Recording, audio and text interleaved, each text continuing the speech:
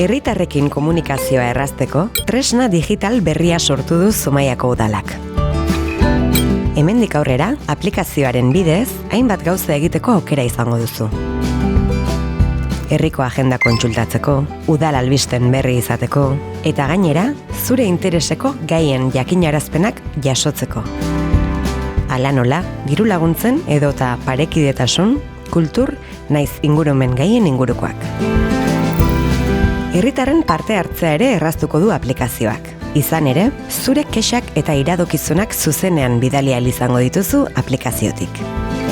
Gainera, aukera bera izango duzu udalaren webgunean ere.